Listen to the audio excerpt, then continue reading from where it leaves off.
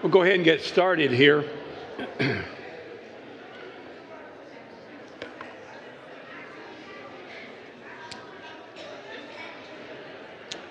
Hate to rush everybody out. I know there's some good things going on here.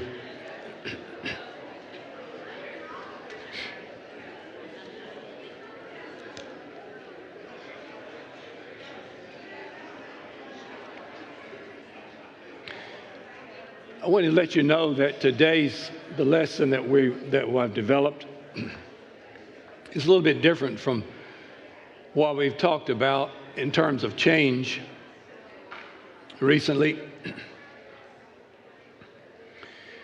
Today we're talking about a quality that is in our lives, and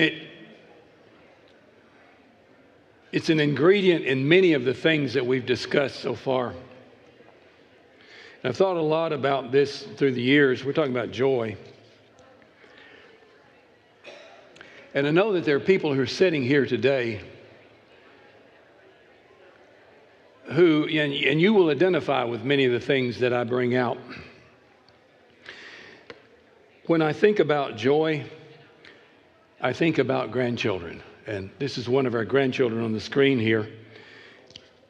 This is the personification. This is joy in a human body here. And you've seen it in your own grandchildren and your children and other children. There's such joy there. So we're going to talk about change in joy. And change in joy can be a good change in the quality of joy that we have, or it can be a debilitating thing. We live, day in and day out. And all the while, many times we're thinking that we're happy or that we have joy. But something changes, and we're forced to deal with maybe a change in joy. So change is the person, the situation, something that happens. And we may not realize that it's joy that's missing, that joy has changed. And joy is one of the things that change and bring about a feeling that something is missing in all the things that we've talked about. You look at what we've discussed. Loss of place, moving, loss of health, loss of our identity, relationships, changing jobs. Many times they're combined losses, loss of independence and loss through death. And all these things. I recently finished a puzzle, and with puzzles, you look at all the pieces. There was 1,000 pieces. It's a pile of pieces. And if you think about it, how am I going to get all these pieces together? Well, you start working on it. I recently finished a puzzle, and when I finished it, I realized there was one piece missing. And I don't know about you, but I can kind of overlook those things. I mean, I didn't give much for the puzzle. It was used. And so, but there was a piece missing. And sometimes that's the way it is in our lives. There's just something missing. Challenge for us, every one of us, is to resist the harmful effects of change. I want to tell you where I want to wind up today, so you'll know. I'm saying that joy can change. Joy can be full. We'll look at a lot of passages there. Joy is increased by the contrast with sadness and trial.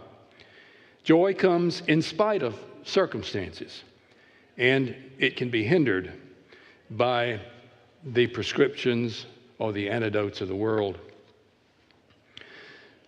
Our source of joy can change. Jesus' short parable about a treasure reveals to us how this can happen. He says, the kingdom of heaven is like a treasure hidden in a field, which a man found and covered up. Then in his joy, he goes and sells all that he has and buys that field. And I can imagine this businessman maybe walking to work one day, or maybe he was a real estate agent, could have been a farmer, but he had other enterprises going on as he left home that morning. Probably never thought about what would take place on his way, and that's the way life is. He was perfectly happy. As he was walking along, his foot scuffed in the dirt, and he looked down, and his heart skipped a beat. He knew immediately what he had seen. It was a treasure, and it was hidden in that field. Rushing home, he sold all his holdings, everything he had, and bought a plot of ground. The people who knew him wondered about his sanity. Why sell all of these things and buy this one thing? Why would he ruin his portfolio? Buying a lot, one piece of ground, when he had so many? But his source of joy had changed. He had greater joy than he had before. And of course, Jesus' point is that we recognize treasure in life. We recognize something that will give us the quality of joy that we desire. And we can't keep both the new thing and that which is old. We have to give up on the old and in order to have the new. We find things that give us joy. Those things are things that we treasure. We see the truly valuable and give up those things which are less valuable. The challenge is for us to find joy and change. Jesus spoke of full joy. This tells us that there is a way of measuring joy. It can be partial joy, some joy, or it can be full joy. Jesus says, "These things I've spoken to you, that my joy may be in you, and that your joy may be full." And in this context, if you recall, he talks about the vine and the branches. And if you're in the vine, if you're a branch attached to the vine, then you're receiving nourishment. And you'll produce fruit. And so in this context, he says, if you keep my commandments, you'll abide in my love. These things I've spoken to you, that my joy may be in you, and that your joy may be full. This gives us an idea of where our full joy comes from. He also said, until now you've asked nothing in my name. Ask and you will receive, that your joy may be full. And in this context, he's talking about a woman giving birth. And as she's giving birth, she's in pain, and there's no joy there. But after the child is born, then there is great joy. So there's sorrow, and then there's joy. And while Jesus was with his apostles, there was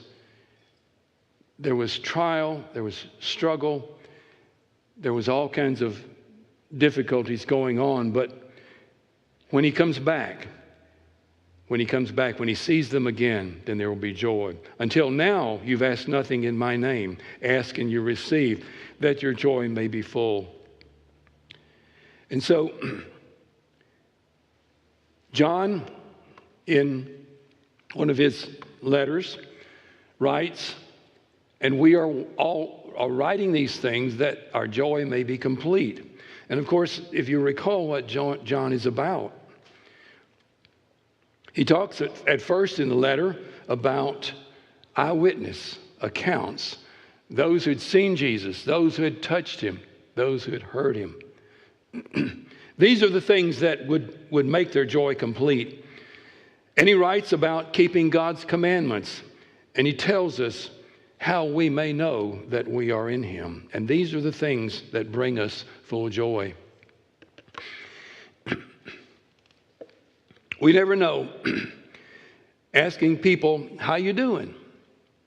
And so that question comes up after someone has lost someone that they love to death. And what's the answer? I'm doing okay. Well, sometimes we have joy in a brown bag that might have fullness, but joy in a gift bag that may be lacking. Sometimes the quality of joy is like this. Joy might be full, but in an inexpensive brown bag. You see, we kind of look at these two and we think, well, this one is different than this one, and this one is expensive, and this one is not as expensive. We do the same thing with people. People like bags. They can pretend to have fullness of joy. But in dealing with people, it helps us to understand this.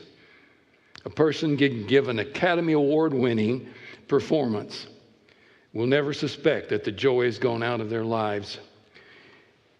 We're careful in relating to people because, especially those who are suffering, sometimes they're putting on a happy face, just like that gift bag. We find joy in many things, as Solomon points out.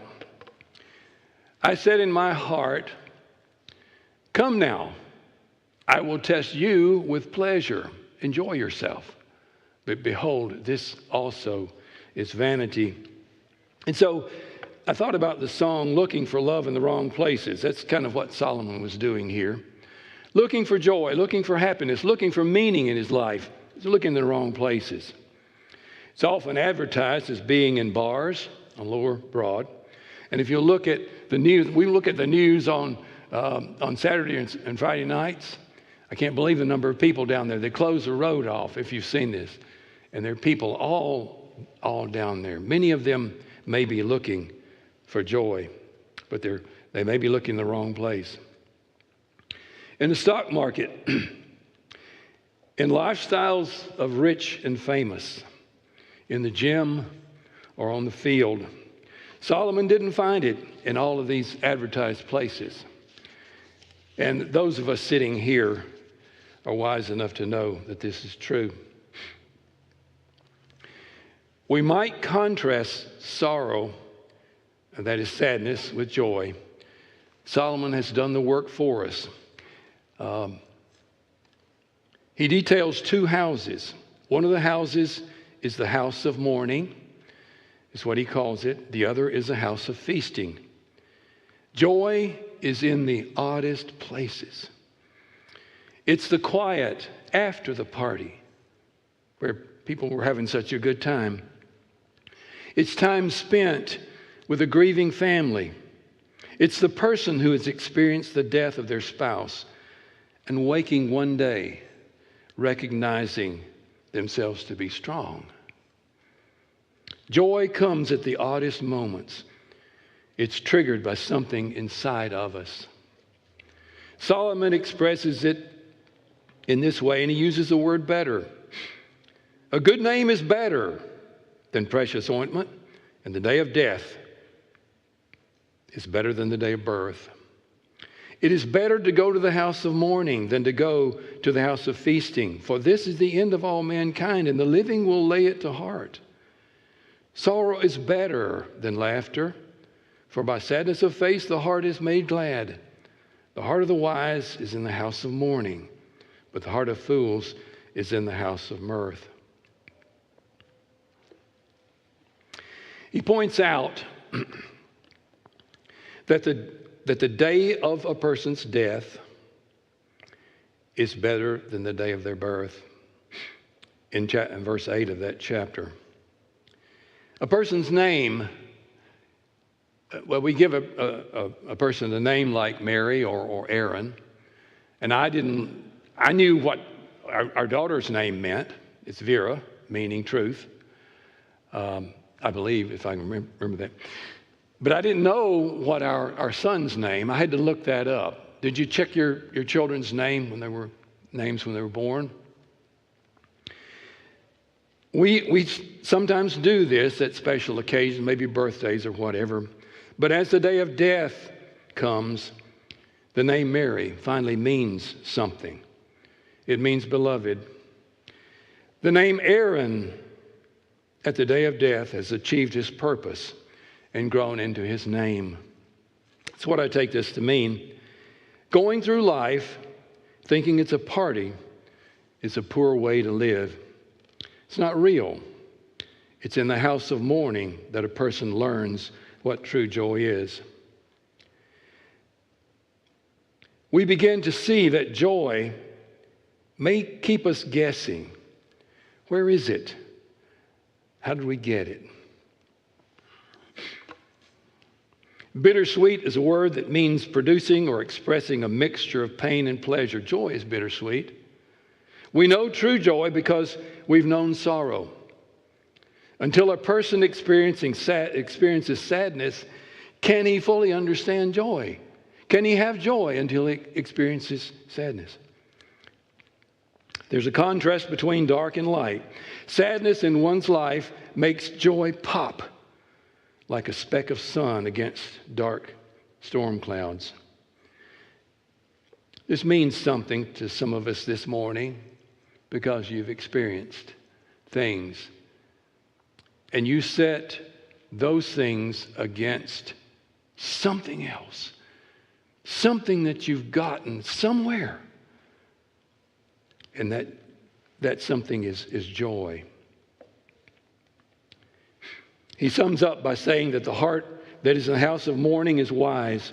The heart in the house of mirth is foolish. The wise person knows that mirth, having a good time, has limits. So I looked up the word happy hour, where it came from. In 1914, the U.S. Navy began having happy hours, what was to be known as happy hour. And this was entertaining the on-duty sailors. There was an evening of fun and music and dancing.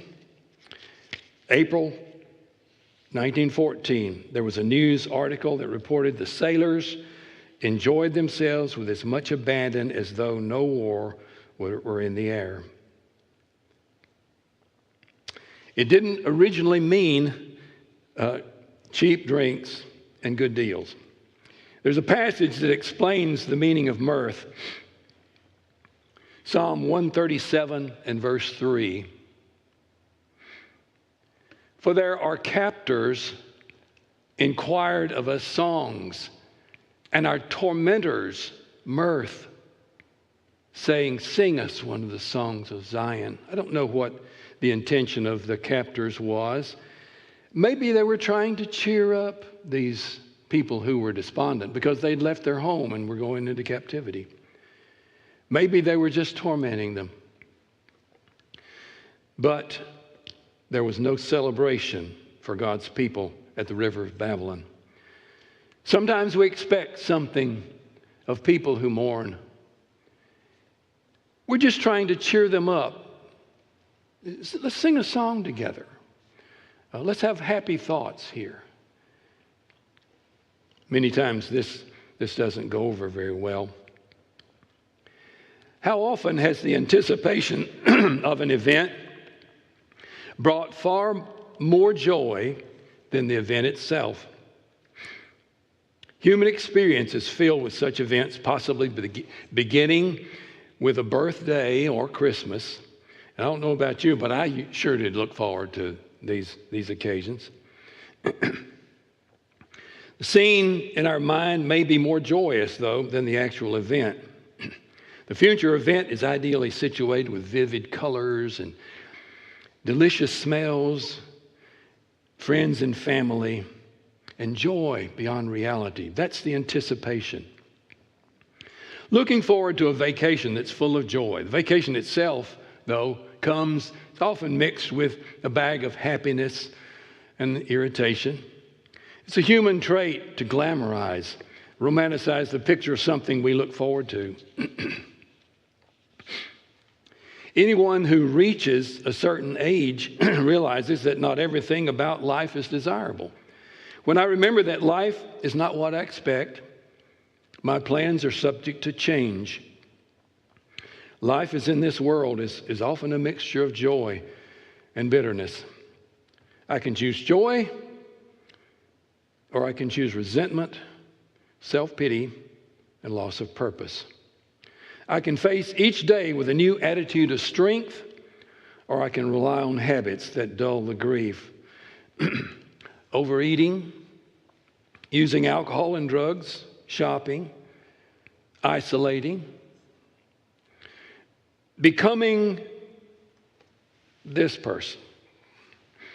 The man or woman who has lost their husband, wife, or child.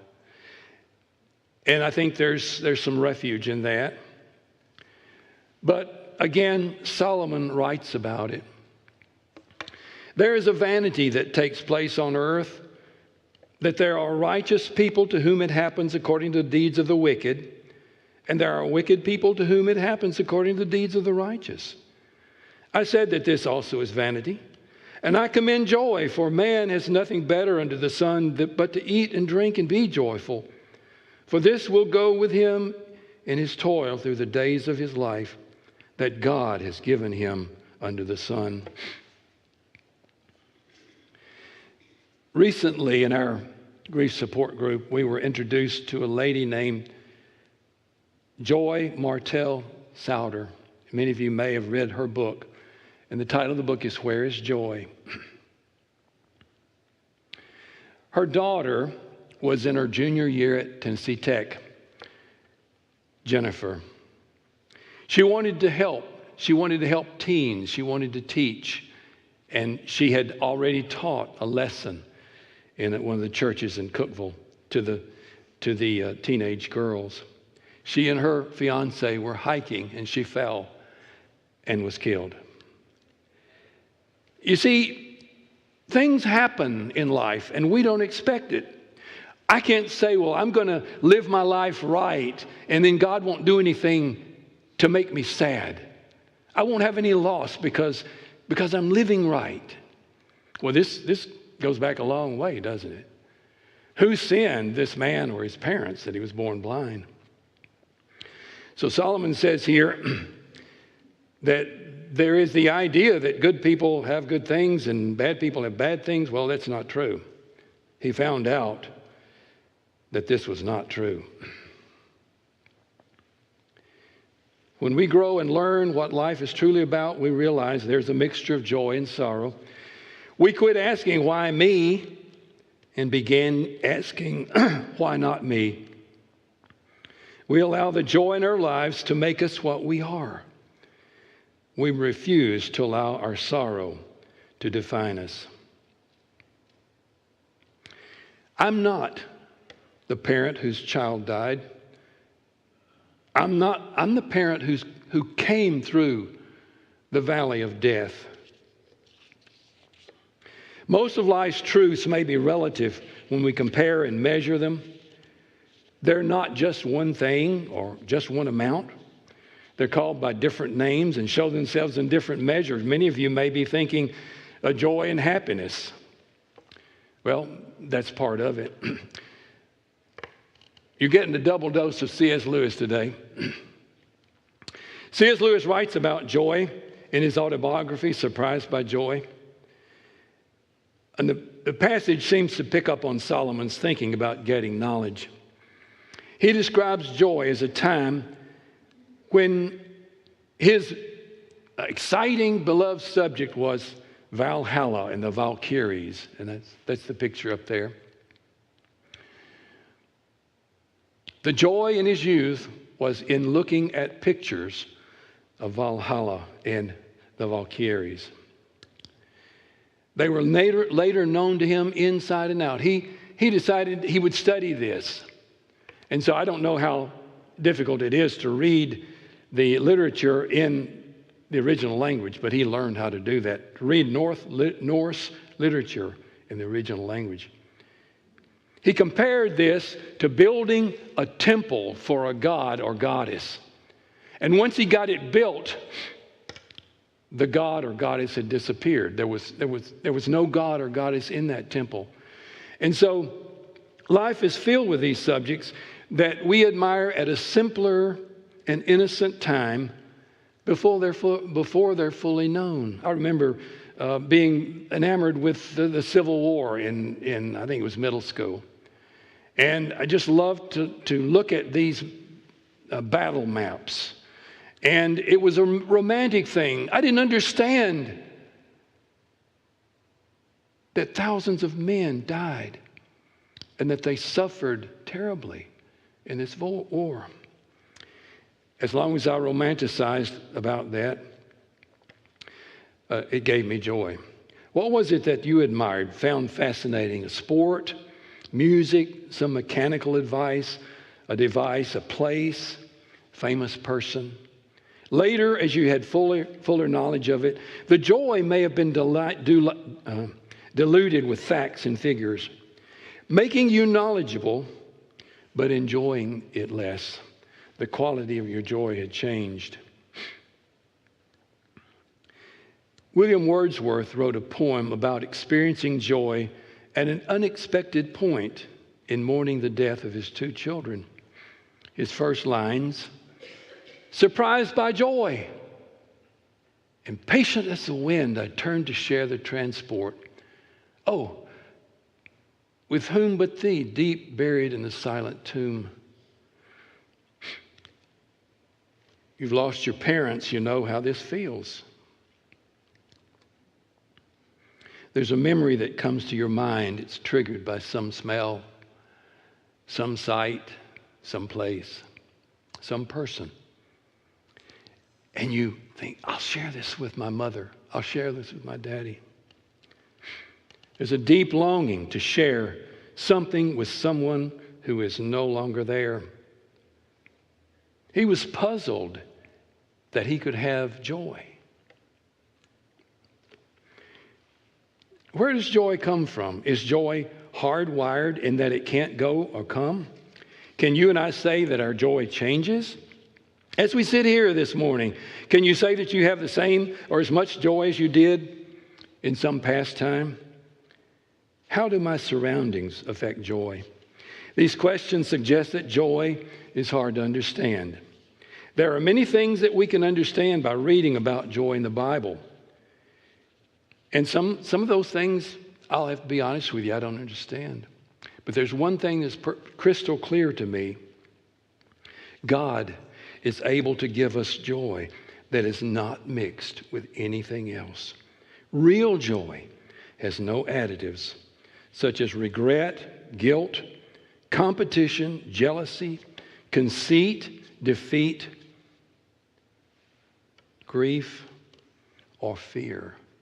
None of these things in this complete joy, this full joy, there's nothing in there. Now, we do contrast the dark and the light, but there's none of these things in there. Fear. A dear friend gave me this short note. She says, fear is not from God. Fear loses perspective, makes wrong decisions, is not logical. It's paralyzing. It isolates. It's unreasonable. It's unable to accept truth. Fear causes us to lose our freedom. It divides. It controls people and situations. Yes, joy, full joy, does not have any of those things in it. Was there an event, maybe a conversation, a news report that affected your joy? I've got to quit watching the news, you know.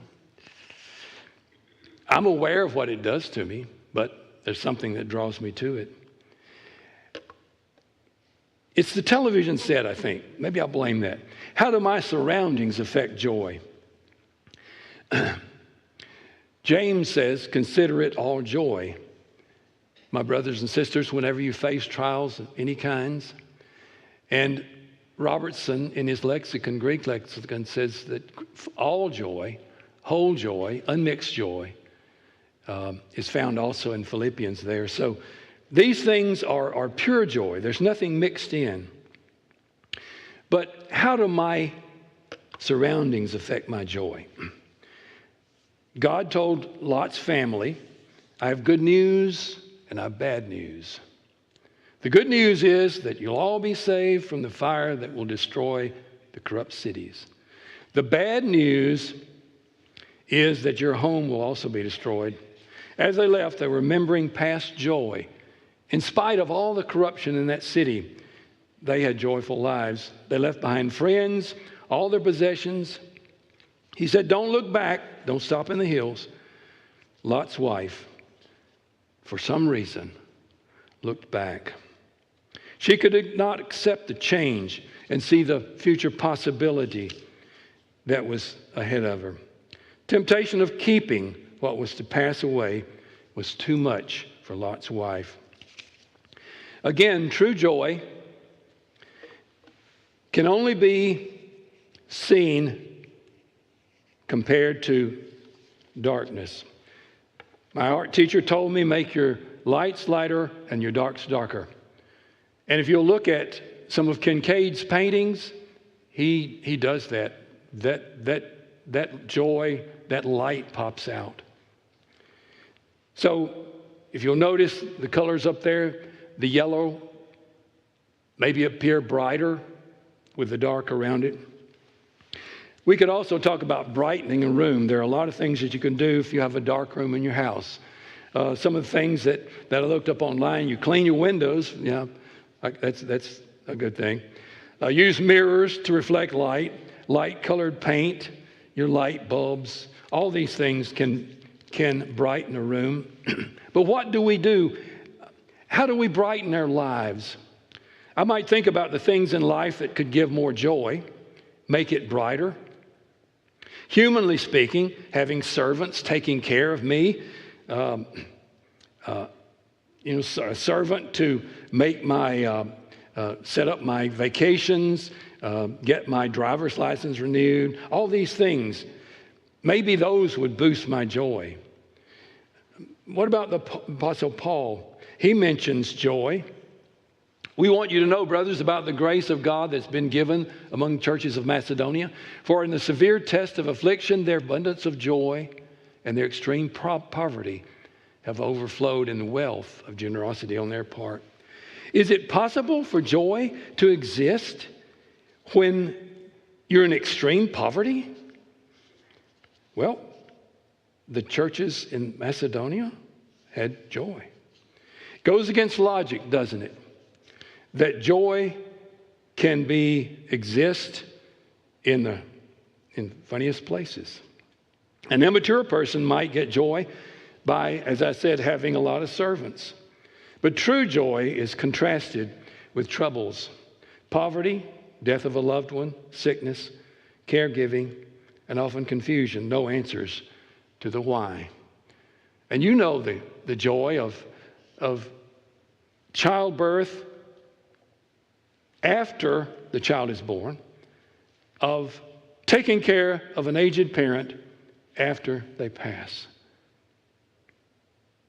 That's joy. But is it joy while you're doing it?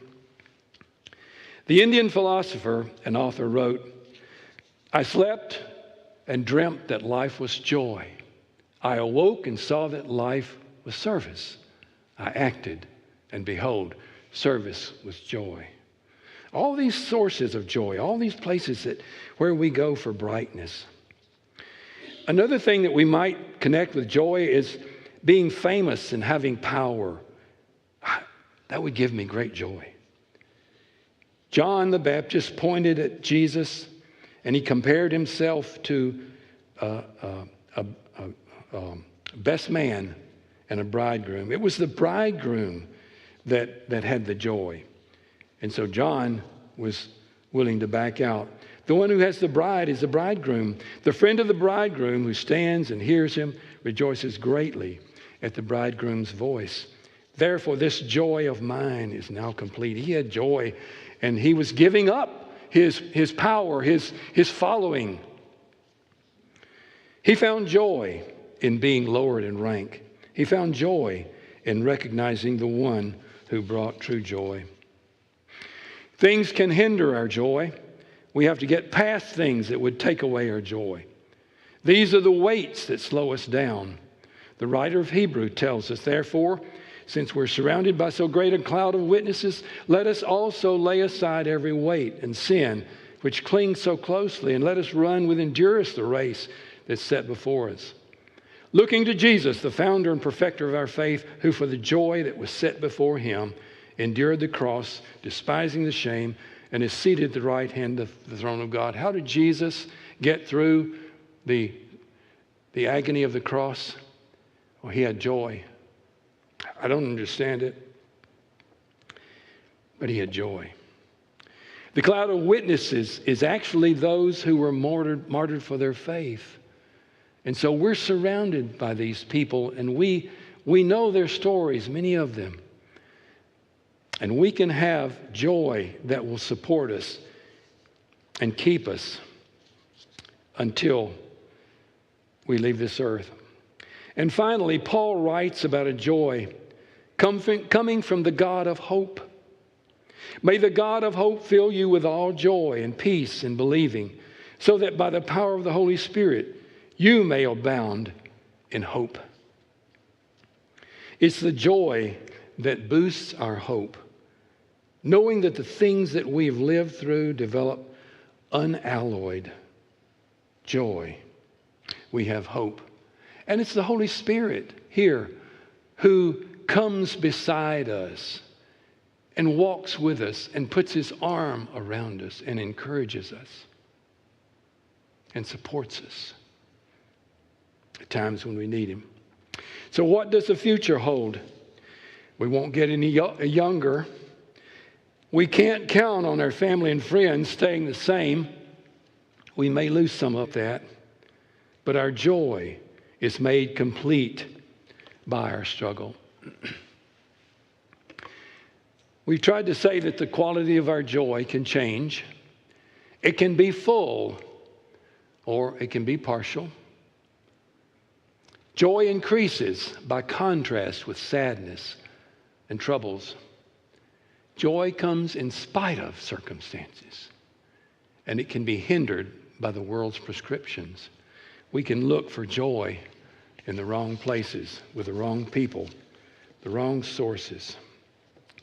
Thank you for listening.